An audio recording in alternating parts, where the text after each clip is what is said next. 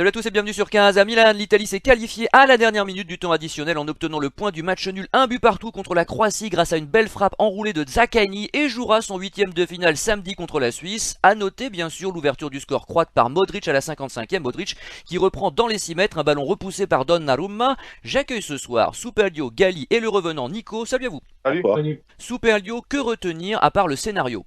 Écoute, ça a été un match plus que compliqué. La qualification est miraculeuse, hein.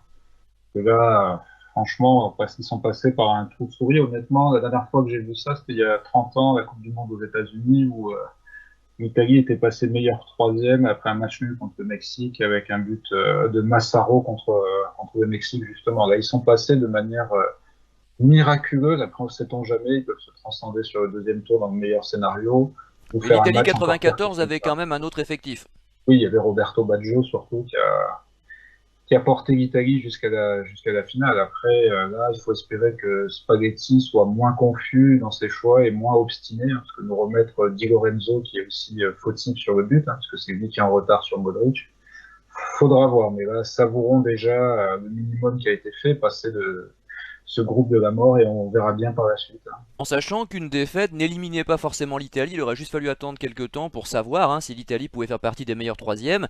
Gali, on a encore vu une nationale en panne d'inspiration, surtout incapable de changer le rythme. Moi, c'est ça qui m'affole et qui m'inquiète. Avant l'entrée de Chiesa, bien sûr, qui fut comme d'habitude le détonateur. L'entrée de Chiesa, d'ailleurs, sans doute trop tardive, mais on s'en sort miraculeusement, comme vient de nous le dire Soupalio. Alors avant, il y a un petit garçon de 11 ans qui aimerait dire un petit mot. Il s'appelle Mattia. Mattia, à toi. Forza Italia! Voilà. Il avait Ah, envie de. mais si c'est pas beau ça, mais voilà l'enthousiasme de la jeunesse. Finalement, nous sommes des vieux cons Voilà, très aigris qui ne compris. savons pas savourer les victoires. Enfin, les victoires, non, c'est pas une victoire, mais les qualifications.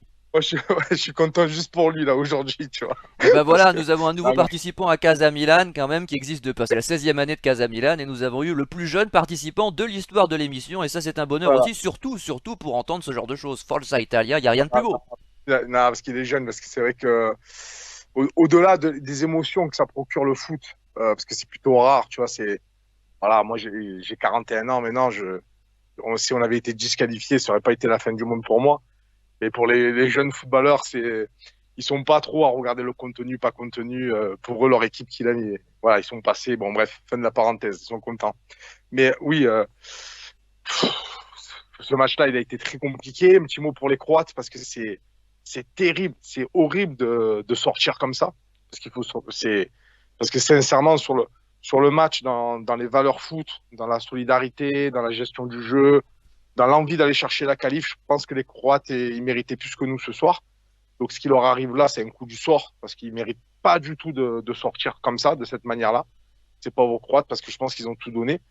Et nous, dans le contenu, c'est vrai que je sais même pas quoi dire. Je sais même pas quoi dire, parce que c'est très faible. C'est très faible offensivement. Et ce soir, franchement, moi, je suis content pour mon petit, pour, euh, pour tous les jeunes supporters italiens, mais cette Italie-là que je vois depuis l'Euro, pour moi, elle mérite pas grand-chose pour l'instant. Alors, est-ce qu'il peut avoir un sursaut d'orgueil, un truc de folie en huitième de finale, une autre équipe, mais de ce que je vois là, l'équipe, elle me plaît pas. Elle me plaît pas pour plusieurs raisons, mais voilà, si je dois résumer un petit peu ces trois premiers matchs et notre Euro, c'est ce que j'ai expliqué à mon petit. Cette Italie-là, moi, franchement, elle m'inspire vraiment, mais alors vraiment pas du tout. Pas du tout. Voilà. Ah, Je développerai plus tard, mais ça, c'est oui, pour bien sûr. démarrer. Je vais quand même rappeler, si on Franchement, rappelle juste les occasions avant de donner la parole à Soupalio qui veut réagir, mais que l'Italie a quand même eu paradoxalement plus d'occasions que les Croates, puisqu'il y a la tête de Retegui juste à côté à la 21e, le centre de Barella à la 23e, donc 2 minutes plus tard pour Bastoni dont la tête est sortie in extremis par le gardien croate, une nouvelle tête de Bastoni au-dessus 61e, et ce fameux centre de Chiesa devant le but que personne ne reprend à la 87e. Les Croates finalement, il y a une frappe lointaine en début de match de Sucic, sortie par Donnarumma, bonne intervention encore de Donnarumma sur un centre dangereux de Modric dans la surface à la 30e, et je veux dire, il anticipe, c'est pas une frappe croate réelle, dangereuse devant le but.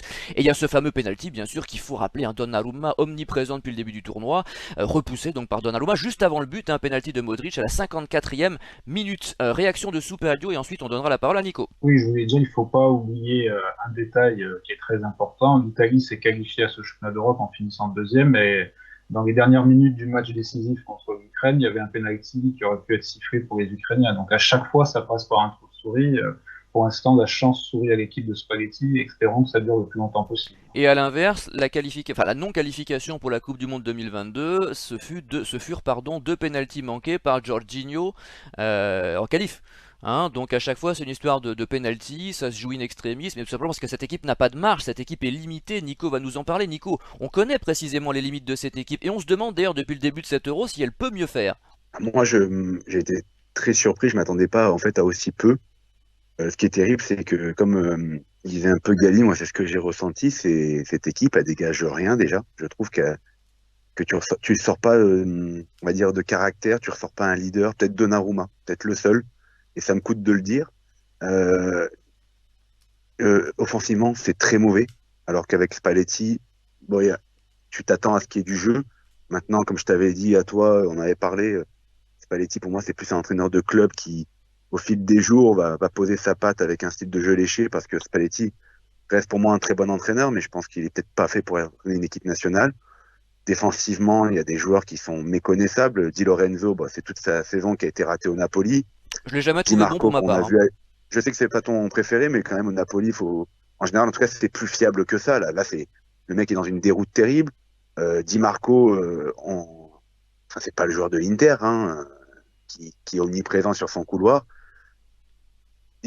Aujourd'hui, je rejoins pareil, je crois que c'est Gali qui l'a dit, les Croates pour moi méritaient plus. Ils se sont battus. En fait, la Croatie a essayé de gagner le match, l'Italie a essayé de pas le perdre. Et c'est sur l'énergie du désespoir avec cette percée de Calafiori, cette magnifique percée, et voilà, ce bon décalage, et cette magnifique. Parce que Zaccagni met un super but. Et y a rien dans ce match. Et même si j'avais regardé, il y avait 16 fautes à 4 pour les Croates, parce que je croyais les Croates, on voyait qu'ils mettaient de l'impact, qui rentrait dans les Italiens. Il y avait 16 fautes à 4 avant d'attaquer les arrêts de jeu de la prolongation, du temps additionnel.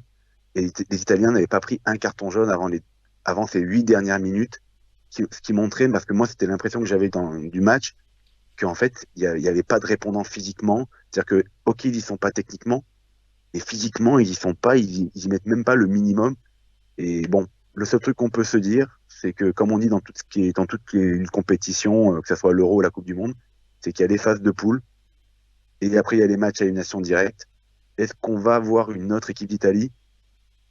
Je leur souhaite, mais franchement, de ce qu'on voit, enfin, moi j'ai du mal à y croire que cette équipe puisse aller bien loin. Et j'ai peur que ce qu'ils n'ont pas eu contre l'Espagne, ça veut dire la raclée par le score, parce qu'ils n'ont eu que la raclée par le jeu, ils n'ont pas eu la raclée par le score, qu'elle tombe malheureusement en huitième, ou en quart s'ils arrivent à passer les Suisses face à une très grosse nation. Alors c'est vrai qu'on a déjà vu l'Italie dans son histoire, on parlait de 94, mais ça s'est produit précédemment également, mal démarrer dans une compétition et aller en finale ou gagner. Ça s'est déjà produit. Le truc c'est que c'était des Italies d'un autre niveau. Je veux dire, ça n'a absolument plus rien à voir. Alors les raisons, on les a énoncées maintes et maintes fois. C'est vrai que je rappelais dans la dernière émission que l'Italie U19 championne d'Europe l'an passé, l'Italie U17 championne d'Europe il y a 15 jours, alors que l'Espagne U17 s'est fait sortir au premier tour de cette même compétition avec 3 défaites. Hein, donc on peut chercher l'erreur. Mais bon, je vais pas épiloguer là-dessus, je vais rendre la parole à Gali qui veut s'exprimer sur tous ces points-là. En fait, il a dit quelque chose de très très juste. C'est flagrant depuis le premier match, c'est ce manque de charisme et de cette équipe, elle dégage rien. C'est-à-dire qu'en fait, il manque énormément de leaders. Moi, je l'avais dit avant la compétition avec des collègues. Tu as dit quelque chose de juste. Tu as dit Donnarumma, c'est le leader, et c'est vrai. Mais c'est pas normal justement, parce que Donnarumma, c'est pas un leader. Et en fait, j'ai l'impression que cette équipe-là, elle a été un peu improvisée. Quand tu vois que c'est Donnarumma le leader, moi, ça me fait un peu peur. Les joueurs, ils dégagent rien. Et la parallèle que je vais faire par rapport à l'Euro qu'on a gagné, déjà, il y a 2 noms qui ressortent, c'est Chiellini, Bonucci. Voilà. Quand tu as des mecs comme ça sur le terrain, fort, pas fort, ce que tu veux, l'équipe, elle a un supplément d'âme, en fait. Et aujourd'hui, c'est ce qui manque. C'est-à-dire Donnarumma, il est incapable d'apporter ce supplément d'âme. Ça manque énormément de charisme. Tu as des joueurs qui essayent d'avoir ce rôle-là, mais on voit qu'ils ne sont pas à la hauteur. Et même Chiesa ne l'est pas. Je ne parle pas de son niveau de jeu, mais ce n'est pas un leader. Scamacca, c'est loin d'être un leader. Limite, Insigne à l'Euro, c'était plus un leader. Il avait la Ouais, bah alors trentaine la d'années. catastrophe dans le jeu. Hein. Oui, mais ce que je veux dire, c'est que ce qu'il a dit, c'est juste, ça manque terriblement de Oui, bien charisme. sûr.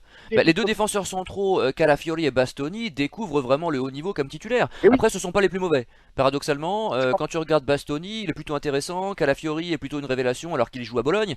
Mais c'est vrai qu'à l'Euro, tu rappelles que Chiellini, Bonucci, bon, on avait déjà Donnarumma qui était très bon. On avait Chiesa qui était en pleine possession de ses moyens physiques. Là, il a quand même cette année eu énormément de blessures. Ça a été rappelé par les commentateurs, mais c'est vrai. Et c'est l'un des meilleurs encore, hein, parce que je rappelle qu'après son oui, entrée, c'est pas le même match quand même, hein. Et puis c'est vrai qu'on a des joueurs comme Jorginho qui sont en dessous de tout. Je rappelle 10 titularisations cette année à Arsenal.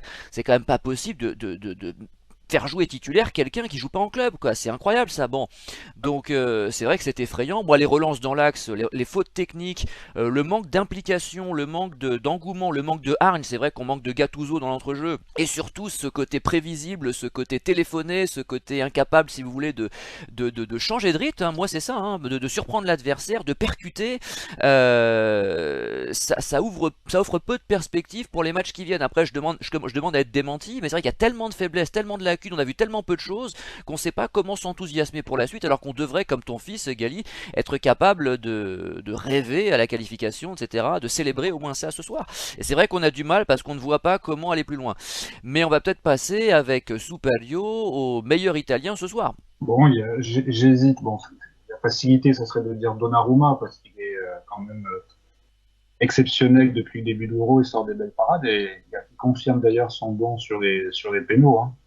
L'arrêt sur le penalty de Modric, il faut quand même aller le chercher. Et j'ai hésité entre lui et Calafiori parce qu'il a montré quand même de la personnalité, il n'a pas hésité à prendre le ballon, à remonter à la dernière minute et à bien décaler Zaccagni, qui lui aussi pourrait être mentionné parce qu'il marque un très beau but, son premier en sélection, alors que sa convocation n'était pas forcément gagnée il y a quelques mois. Donc j'hésiterai entre ces trois-là, mais je dirais quand même Calafiori pour la personnalité et pour l'action décisive, et surtout pendant une bonne partie de la fin de match, il a tenu la baraque avec des gestes défensifs de qualité comme son compère Bastoni. Le seul problème, c'est que si je ne me trompe pas, Calafiori a reçu un jaune et sera suspendu contre la Suisse. Donc il faudra voir ce que va faire Spalletti au niveau de la charnière. Nico, quel fut d'après toi le meilleur italien ce soir? Ah ben, moi j'avais hésité pareil entre Donnarumma et Calafiori, mais le match de Donnarumma, il est... Enfin, on retrouve le Donnarumma de l'Euro 2021, hein. Hmm. Et quand il est à ce niveau-là, il fait partie des meilleurs. On lui demande pas son jeu au pied, on lui demande pas. On sent que c'est le patron dans sa surface. Il fait des arrêts décisifs et vraiment de très beaux arrêts. Et tu sais Maintient quoi? Avant le tir l'Italie. au but, avant le penalty, pardon, je me suis dit, il va l'arrêter. Je sais pas pourquoi, j'ai eu cette Moi confiance aussi, sur le moment. Et il en a moi arrêté aussi. tellement. Ben, On l'a vu avec le Milan, on l'a vu avec l'Italie, on a arrêté tellement que maintenant on a presque moins peur. On a toujours peur quand il y a un penalty, évidemment. Mais on a presque moins c'est pas peur ça, c'est quand c'est que Donnarumma dans les buts. c'est pas ça, c'est qu'actuellement, je trouve que il dégage une confiance, lui. Ce qui est quand il était. Je sais pas, il semble serein. Il est en pleine bourre, lui, dans cet Euro. Il réalise des parades de dingue. Et on le connaît quand on l'a vu à Milan, on l'a vu avec l'équipe d'Italie, on le connaît quand il est dans cette période-là, t'as l'impression qu'il est un peu invincible, qu'il peut tout arrêter. Et il faut lui reconnaître ça. Et de toute façon, si l'Italie est encore en vie dans cet Euro, merci Donnarumma, hein. Et je pense qu'aujourd'hui, voilà, c'est l'homme du match. C'est vrai que, comme a dit Super Lio, la percée de Calafiori, hein, alors, même sans parler du match qu'il a fait, qui était très bon, mais elle est aussi importante au final que les arrêts de Donnarumma. Et Donnarumma, c'est vrai que depuis le début de la compétition, moi, c'est vraiment le joueur avec l'Italie qui, au final, ne déçoit pas. Même avec le PSG, il n'était pas à ce niveau-là. Donc là, il remet tout le monde d'accord comme l'un des jeunes gardiens, des top gardiens en devenir, quoi. Gali. Pareil, c'est grave, mais pareil, parce que justement, ça revient au sujet de tout à l'heure, c'est-à-dire que le meilleur joueur de ce soir, c'est Donnarumma et Calafiori. Alors surtout Calafiori, par rapport à sa personnalité, tout simplement. C'est impressionnant parce que c'est un jeune joueur. Sa percée, mais surtout ses gestes défensifs, hein, parce que franchement, il défend bien, hein. Moi, il me plaît ce défenseur. Je pense que là, on tient vraiment un très très bon joueur. Donc, moi, pour moi, il fait un bon match. Il fait un bon match. Donc, et Donnarumma, qui est malheureusement fait un bon Euro, mais qui est un peu lâché par son équipe, parce que un gardien de cette qualité-là, on voit qu'il est appliqué, on voit qu'il est dedans. Le mec qui prend 3 buts, on le voit, il est agacé parce que il mérite pas ça en fait. Donnarumma, par rapport à sa préparation qui s'est fait pour cet Euro, ça se voit, il est bien préparé. Et franchement, il a une équipe en carton pour l'instant qui est pas à la hauteur de son niveau à lui. Euh, Seul bémol que je mettrais à Donnarumma qui m'agaçait un peu, alors c'est un peu technique, je vais un peu aller chercher loin, je ne supporte pas quand il joue au pied en chandelle en fait sur Di Lorenzo. Il fait tout le temps le même truc. Surtout Pourquoi? quand il y a un D'ailleurs, pressing adverse du type du oui, pressing espagnol, là c'est vrai que c'est dangereux, ouais. c'est dangereux parce qu'en fait, nous on apprend ça au petit, on apprend ça au petit au foot, c'est-à-dire que il faut qu'il utilise son intelligence. Di Lorenzo, c'est pas le joueur le plus technique de l'effectif d'Italie. Lui envoyer un ballon comme ça à chaque fois en hauteur, on sait très bien qu'il faut jouer au sol, passe claquer. Ça sert à rien d'aller chercher le danger, puisqu'on l'a très bien vu en première mi-temps, je crois, ou en deuxième, je crois. À un moment donné, Di Lorenzo, il a remis plein axe parce que le ballon, il est difficile, c'est un ballon en hauteur. Ça, il faut qu'il arrête. Il le fait souvent, même avec le PSG, il le fait. Voilà, c'est un peu le défaut qu'il a. Voilà, son jeu au pied qui est pas très intelligent dans la transmission, il est trop prévisible en fait. Et quand tu le fais une fois, deux fois, trois fois, c'est bon, on a compris. Tu vas jouer Di Lorenzo. Voilà, c'est le seul truc en fait que je lui reproche. Voilà, ça passe parce qu'il fait des parades exceptionnelles, mais voilà, sinon, ouais, Calafiori, impec, pour moi, c'est triste à dire, mais c'est le seul joueur que je trouve qui a du caractère dans cette équipe, en fait. C'est Oh, incroyable de Chiesa le dire. quand même, je veux dire, excuse-moi, mais quand il rentre, c'est pas le même match, encore une fois, et je veux dire, il met du cœur à l'ouvrage, lui, contrairement aux autres. Alors, là, il n'était pas titulaire. Non, C'est quoi non, l'explication? ouais, ouais, c'est vrai, il était pas titulaire, mais bon, depuis le début de l'Euro, alors contre l'Espagne, ils ont pas eu le ballon, l'Italie, donc forcément c'est compliqué pour un ailier de s'exprimer. Là, il a aucun but, aucune passe décisive, mais je suis désolé, tous les centres clés, toutes les actions clés, les percées, les débordements, les décalages, c'est Chiesa à chaque fois, hein. C'était pareil contre l'Albanie, et là ça s'est vu après son entrée. Il n'y a pas encore les stats, c'est vrai, mais ça c'est aussi parce que les attaquants sont pas fichus de transformer en but.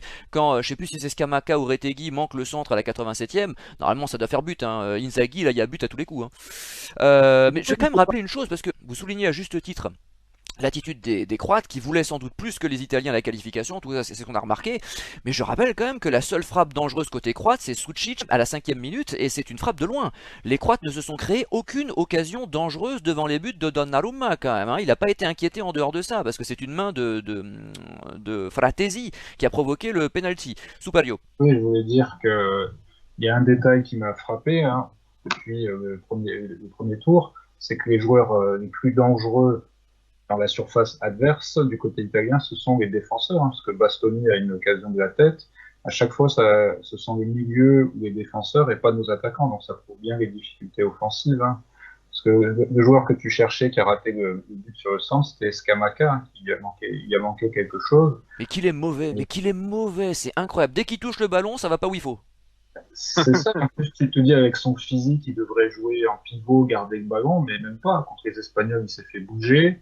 Là, c'était pas terrible. À la rigueur, Retegui sur ce match bon, a pas été forcément transcendant, mais au moins il y a eu des appels, il y a eu quelques tentatives, il y a eu du pressing, il y a eu quelque chose, au moins. Ça, on peut pas Alors le dire. après, j'ai pas regardé les stats de Retegui en Serie A, mais je pense qu'il faut pas se pencher dessus parce que s'il était si fort que ça, on le saurait, hein. C'est vraiment quelqu'un qui est là parce qu'il n'y a pas beaucoup de concurrence à ce poste, parce que sincèrement, c'est tout sauf, enfin c'est pas un foudre de guerre quoi. Mais bon, on va passer à la déception, hein, puisqu'on va pas parler de bonnes surprises aujourd'hui. Nico, quelle fut la plus grosse déception italienne ce soir? Di Marco, moi, tout le début de la compétition, c'est un mec que j'aime à la base détester vu qu'il joue à l'Inter, hein, mais quand tu es avec l'équipe d'Italie, tu te dis bah au moins tu vas pouvoir le supporter le temps d'un match, mais il est affligeant. Je veux dire, moi je crois que je l'ai vu faire aussi ça une fois ou deux contre l'Espagne, c'est quand il prend son ballon là, qu'il accélère sur son côté, qu'il part en touche. Il arrive même pas à avoir une conduite de balle droite. Et en fait, c'est pas ça, c'est que c'est un joueur qui est méconnaissable, alors qu'à la base, c'est un joueur qui arrive en pleine confiance, en pleine bourre. C'est un gars qui a une belle patte gauche, qui apporte avec l'Inter en tout cas beaucoup sur tout ce qui est centre, coup de pied arrêté. Là, il n'arrive pas à mettre un bon ballon. Enfin, je sais pas taper sur Di Lorenzo parce que lui, il sort je sais que toi tu l'aimes pas, mais j'ai quand même vu meilleur que ça. Ce joueur, il est complètement aussi à la rue. Donc j'ai plus tapé sur Di Marco parce qu'au moins lui, à la base, ça devait être partie des valeurs sûres, on va dire, de cette équipe. Tu C'est-à-dire Di remarqueras que Marco. j'ai pas parlé Oui, de Calabria pour remplacer Di Lorenzo, hein. Je n'ai absolument rien dit à ce oui, niveau-là. oui. Je sais que tu as plus Pas besoin de suivi parler Milan que plus, moi hein. cette année, mais c'est sûr que la saison de Calabria ne plaide pas en sa faveur. Donc on va oublier et on va donner la parole bien sûr à Gali pour le pire joueur italien de la soirée. Ah, le pire, sans hésiter, c'est Di Marco. Ouais, je le rejoins totalement.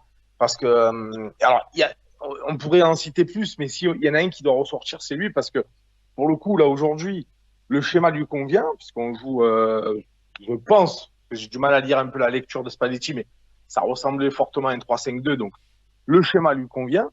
Et je te rejoins tout à fait quand tu parles de sa conduite de balle qui part en touche. Là, je me suis dit, waouh, il m'a Bah t'as agacé envie de le dire mec. rendez-nous Spinazzola, mais apparemment il est jamais revenu. Donc c'est vrai que je sais pas quelle concurrence il peut y avoir à ce poste.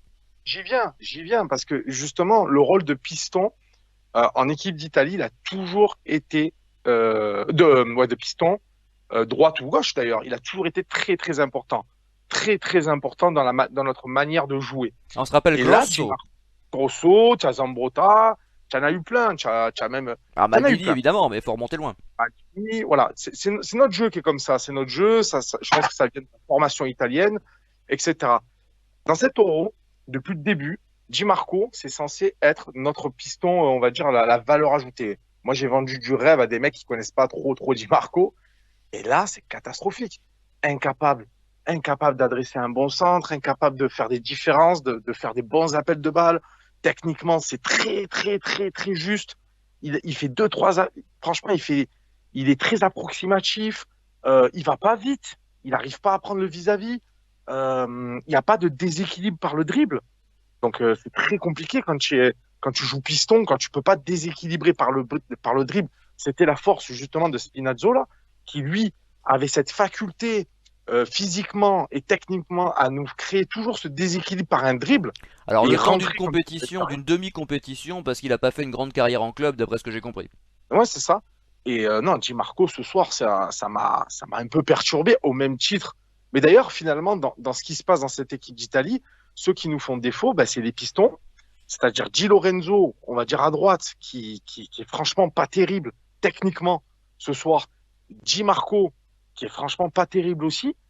Tu rajoutes à ça un Jorginho qui défensivement n'est pas terrible non plus. Ah oui, j'étais surpris Et qu'il n'ait pas été cité, j'y pensais hein, pendant que tu parlais, parce que pour moi, Jorginho, j'en veux beaucoup, mais alors encore plus à Tonali, encore que l'été dernier, parce que si on se tape Jorginho titulaire, c'est à cause des paris de Tonali quand même, hein, parce que Tonali aura évidemment été titulaire aux côtés de Barella s'il s'était pas fourvoyé, là, s'il n'avait pas fait n'importe quoi avec son addiction au paris.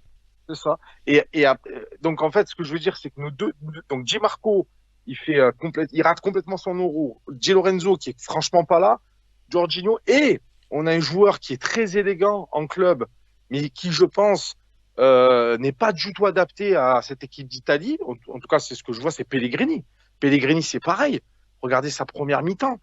Pellegrini, aujourd'hui, J'ai jamais c'est compris ce qu'on pratiquement. trouvait à ce joueur, moi, hein, personnellement, j'ai Non, toujours trouvé surcoté. parce que Pellegrini, en fait, c'est un joueur élégant, qui est capable, par la passe, qui est capable de faire des passes D, qui est capable. C'est un peu un joueur qui est pas dans le foot moderne. C'est-à-dire qu'en fait, lui, c'est pareil. Je pense qu'on l'utilise mal, en fait, Pellegrini. C'est un joueur qui a pas du tout sa place dans cette équipe d'Italie. En première mi-temps, il est complètement largué. Il fait aucun pressing. On dirait que ça le gonfle de presser. On ne sait pas si c'est un relayeur. On ne sait pas si c'est un milieu central. On ne sait pas si c'est un milieu excentré. Donc, ça, c'est compliqué. Je pense que lui, c'est plus le schéma ou je sais pas. Il y a un truc qui ne matche pas, en fait. Donc voilà, moi, c'est les joueurs là que j'ai cités. C'est très compliqué. Parce qu'au final, on a beaucoup parlé de Calafiori, mais moi je trouve que Bastoni, il fait pas un euro dégueulasse Ah aussi. mais Bastoni je le trouve très bon. Je trouve qu'on n'en Ben parle oui, pas non, assez, il est mais, calme, il est serein, toujours le geste juste, il est dangereux en exact, attaque sur les corners etc. parce qu'il a un très bon jeu de tête, mais défensivement ses interventions à un moment donné il y a un centre, heureusement qu'il la sort de la tête parce qu'il y avait quelqu'un derrière lui qui était prêt à la mettre au fond, hein. c'est vrai qu'on en a pas parlé, mais notre charnière centrale, les gars, Calafiori, Bastoni, moi je la trouve assez intéressante. Darmian ce soir, défensivement, je le trouve intéressant. Ce qui fait défaut, je pense, dans cette équipe d'Italie, et c'est pour ça qu'on a un choc monumental de voir ce niveau technique si affligeant, c'est justement ben, Di Marco qui est pas. Donc on peut pas faire de la transition, on peut pas jouer au ballon. Tu peux pas jouer au ballon puisque il est hyper important dans cette équipe. C'est-à-dire que moi, si je suis à la place de Spalletti, offensivement, Di Marco, il est hyper important. C'est un peu notre moteur. C'est de là que ça doit partir, les décalages. Il prend. Donc lui, il propose rien. Di Lorenzo, c'est compliqué. Jorginho, c'est compliqué. Pellegrini, c'est compliqué. C'est sûr que tu as beau rentrer Chiesa, tu as beau mettre des Scamacca, tu as beau mettre des Retegui, les mecs, ils n'auront pas de ballon. Ils n'auront pas de ballon. C'est pour ça qu'offensivement, on a l'impression que c'est très compliqué. Mais c'est parce que c'est une. En fait, c'est des individualités, j'ai l'impression, qu'ils n'y sont pas pour l'instant. Ils n'y sont pas. Maintenant, si tu mets Scamacca, c'est vrai qu'on le critique un peu, ou même Retegui, ou même Chiesa. Et si les mecs, ils ont des bons ballons, si derrière, il y a de l'animation offensive intéressante, c'est plus la même équipe d'Italie. Et pour ça, il faut que les mecs ils se réveillent. Et notamment, Di Marco, je le recite lui parce qu'il est hyper important dans l'animation offensive. Je dis pas qu'on va passer que sur le côté gauche, mais en tout cas, c'est comme ça. Aujourd'hui, quand tu mets Di Lorenzo à droite et Di Marco à gauche, bah, tu sais que forcément, là où tu vas avoir le plus de facilité, c'est à gauche parce qu'il a plus de facilité offensive que Di Lorenzo. Mais, mais lui, il n'y est pas. Il n'y est pas. Jorginho, il n'y est pas non plus. Bah, ça crée une Italie. Et Pellegrini, il est perdu sur le terrain, donc ça crée une Italie assez pauvre dans le jeu offensif.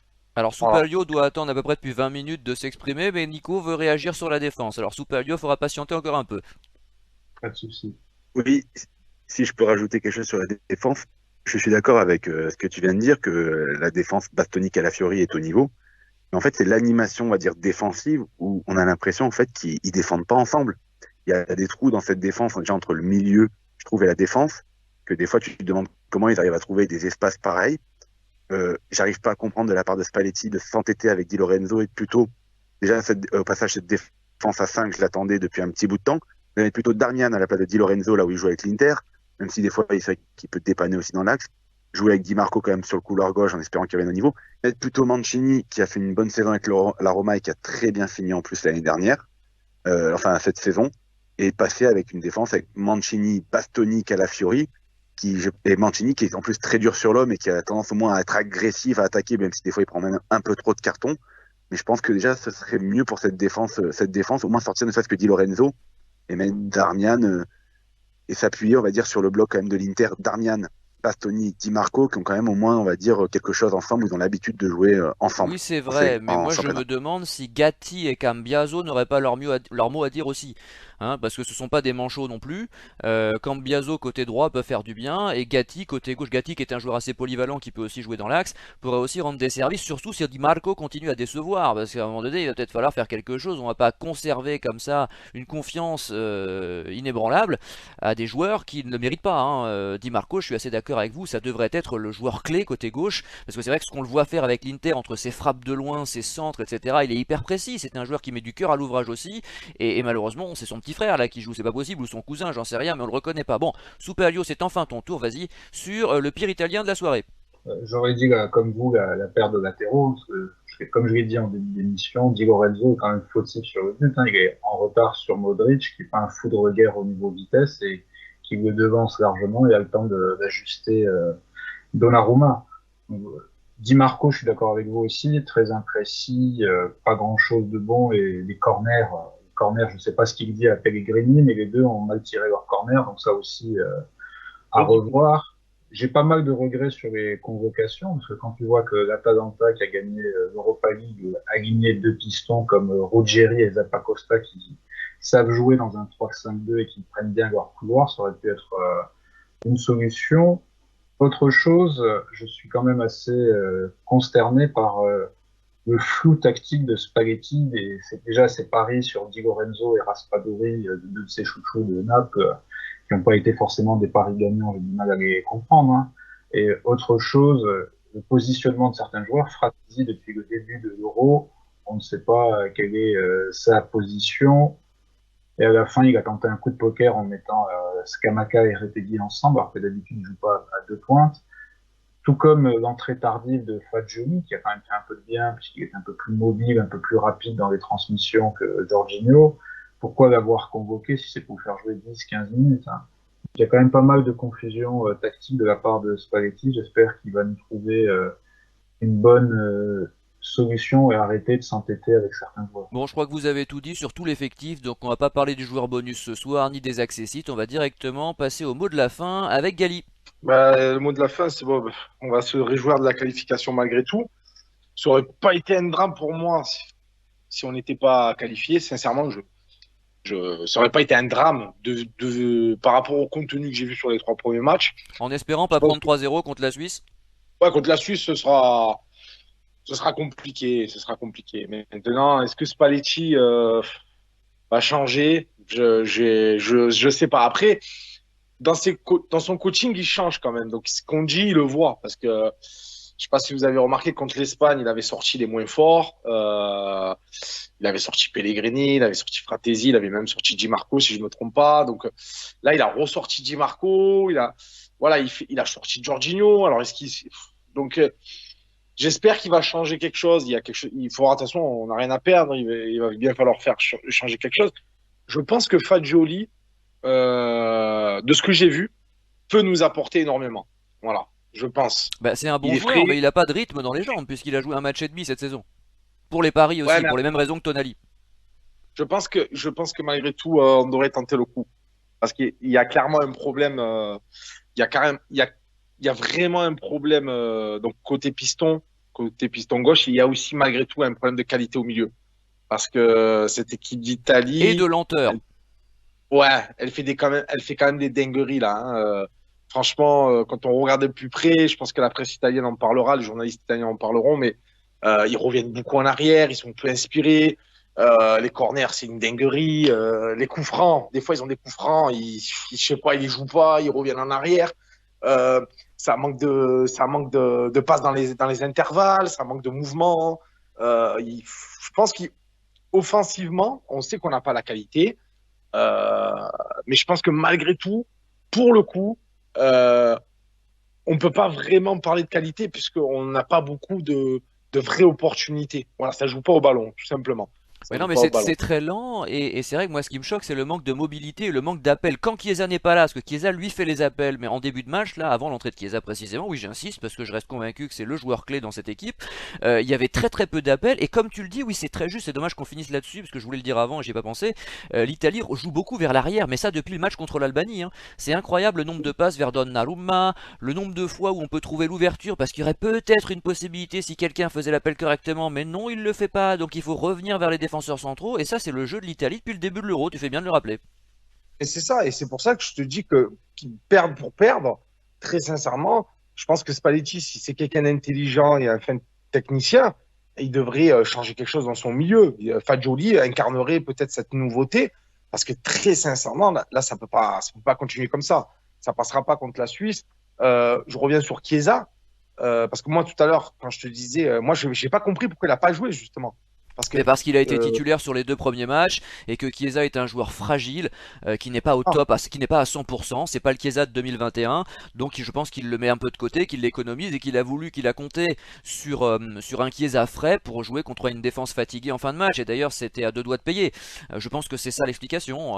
Chiesa ne peut pas enchaîner les matchs comme en 2021, c'est plus possible, il a été trop blessé, il est trop fragile, et il est jamais revenu à 100%, on le voit bien avec la Juve, il avait fait un début de saison en trombe le premier mois avec Vlahovic, c'était la meilleure paire d'attaquants en Italie, et puis ensuite il s'est reblessé au moins 3 fois dans la saison je crois, donc c'est déjà miraculeux qu'il soit là pour cet Euro, tu sais, donc je pense qu'il est obligé de le gérer, et surtout le vrai problème c'est qu'il est seul malheureusement à pouvoir, tout passe par lui si tu veux, donc à partir du moment où tu ne comptes que sur un joueur pour surprendre l'adversaire, ça devient prévisible, et le joueur en question s'épuise, parce que tout va sur lui, et finalement à un moment donné c'est pas un surhomme quoi, je veux dire, il a pas 4 poumons, hein. Donc je pense que c'est lié à ça. Moi, je finirai sur ça. Je ne sais pas si vous avez remarqué comme moi, parce qu'on parlait tout à l'heure, et je vais finir sur ça, sur que cette équipe manquait de caractère, manquait d'âme, il manque quelque chose, il y a un truc qui ne va pas. Ah ben moi, le langage corporel de Chiesa, je le trouve vachement agacé. Il lève souvent les bras en l'air, ça râle beaucoup. Et ben, je pense que ce groupe-là, malgré toutes les vidéos que je peux voir sur Internet, ouais, le groupe, tout va bien, mais je pense qu'il y a un problème. C'est pas possible. Je les sens pas unis. Voilà, Chiesa, je sais pas si vous avez capté, sur les 3 matchs, je le vois beaucoup râler, beaucoup réclamer la balle. Ça râle. Et ça, c'est pas habituel chez l'Italie. C'est pas Ouais, il habituel. a toujours râlé Chiesa, C'est le joueur il veut la balle dans les pieds, dans la profondeur. À un moment donné, on lui a fait un centre, c'est passé, il a effleuré de la tête, c'est parti en touche parce que le joueur avait mal dosé sa passe.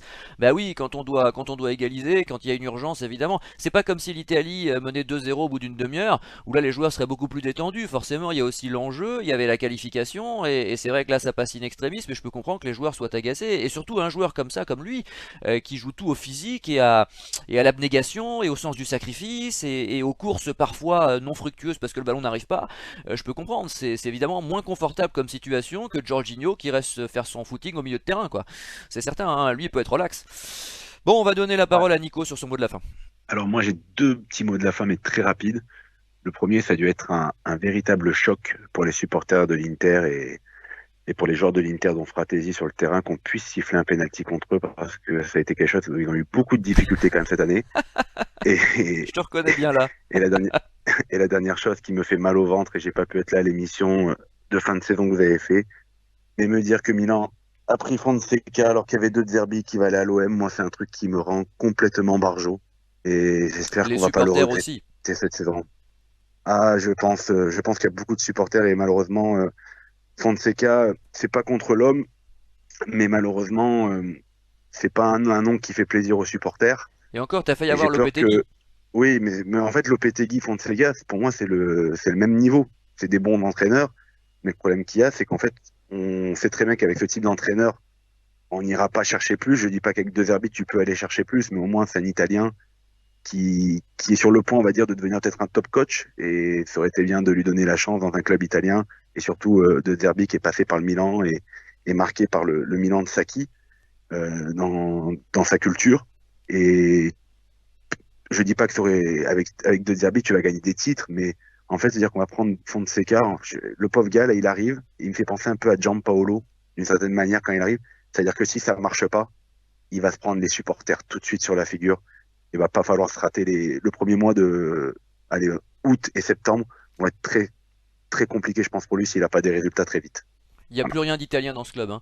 Ni le directeur sportif, ni le président, ni l'entraîneur. Il reste Calabria qui sera plus titulaire. Je veux dire, c'est terminé. Il y a Camarda en Primavera, puis Liberali, donc qui sont champions d'Europe, je le rappelle, avec les U17 il y a 15 jours. Aujourd'hui, devant le match, je me disais, il n'y a pas un Italien dans cette équipe de l'Italie. Il n'y a pas un joueur italien, un joueur du Milan. Il n'y a pas un Milaniste. Ah oui, mais Roland s'en désole. On en discutait l'autre jour avec lui en off. C'est vrai qu'il est. Mais oui, mais on le savait, c'était annoncé, c'était prévisible. On a vendu Tonali, Calabria n'est plus au niveau. Donnarumma a été vendu. Bon, ça on le regrette pas vu son attitude. Mais de toute façon, oui, bah il y a que les Primavera. Donc tu peux retrouver des Milanistes chez les U17 champions d'Europe il y a 15 jours. T'as le gardien de but, le numéro 10 et le numéro 9. Mais chez les jeunes seulement. Chez les A, il n'y a plus personne. Voilà. Bon, bah c'est comme ça. Ben oui, enfin ça fait longtemps qu'on le sait, c'est malheureux et ça va pas en s'améliorant. La parole est à Soupalio. Oui, je voudrais juste dire que depuis 5 ans, on a construit le milieu de terrain sur la base de Jorginho en meneur de jeu reculé. Au bout d'un moment, il faudra arrêter parce que Mancini avait basé son succès sur le trio Jorginho, Verratti, Barella. Maintenant, je pense qu'il faut passer à autre chose, à moins qu'il tente une association Jorginho, Fragioni plus Barella, pourquoi pas. Ça reste à démontrer, mais après l'Euro, il faudra certainement reconstruire tout un milieu de terrain et puiser dans la jeunesse, qui a pas mal de joueurs prometteurs à ce poste. Hein. Je pense mais si Tonali a le droit de rejouer sous Palio, ce sera lui. Cherche pas. Si jamais il se remet à jouer, je sais pas à quand sa suspension, jusqu'à quand sa suspension va durer, mais il est forcément titulaire dans cette équipe, c'est inévitable. Bon, ça dépend. Il faudra voir si d'autres joueurs comme Casadei qui joue à Chelsea en plus de temps de jeu, faudra voir. Mais normalement, le milieu de terrain dans les équipes de jeunes est pas mal du tout. Maintenant, faut parier sur eux, hein, parce que là, Spalletti a misé sur l'expérience. C'est toujours l'argument en Italie. Les jeunes ont mis d'abord sur l'expérience. Si jamais ils ratent, on leur donne pas une seconde chance. Et on voit les limites de cette politique. Hein, et j'ai envie de dire, ça fait plus de 30 ans qu'on les voit. Attends la revanche de Cutrone cette année en Serie A avec comme tu verras à San Siro quand il marquera Cutrone, on va bien rigoler. Oui, bon, ça serait une sacrée histoire, mais bon, Cutrone, si ça se trouve, il sera avant-centre d'équipe nationale dans quelques mois. Hein. C'est Oh, possible. j'irai pas jusque-là, mais... Oh, sait-on jamais. Non, mais ce que je veux dire, c'est que l'histoire serait belle. On en parlait avec Roland aussi. C'est vrai que on a balancé ce joueur comme on a balancé Paloschi, comme on a balancé Darmian d'ailleurs, comme on a balancé Bellanova. C'est vrai qu'on a le Milan n'arrête pas de jeter ses jeunes parce qu'on dit que le Milan ne fait pas jouer d'Italiens, mais il en avait en son sein. Il les a tous dégagés, à commencer par Acerbi. Hein, enfin, on les a tous vus passer, quoi, tout simplement. Et c'est vrai que c'est assez effarant pour un supporter, pour les supporters que certains d'entre nous sommes. Mais je te laisse terminer, Superlio. Oui, je voudrais juste dire, bon, c'est une petite boutade, hein, s'il y a un penalty contre la Suisse, hein, ne faites pas tirer à Jorginho. Ah, ça c'est certain. Quel mauvais souvenir. Voyons, la Coupe du Monde 2022, Jorginho. Bon bah messieurs, je crois que vous avez tout dit, l'émission est terminée. Rendez-vous samedi, donc le match est à 18 h. On se retrouvera au coup de sifflet final. Bonne nuit à tous, salut! Salut. Salut. Ciao les gars.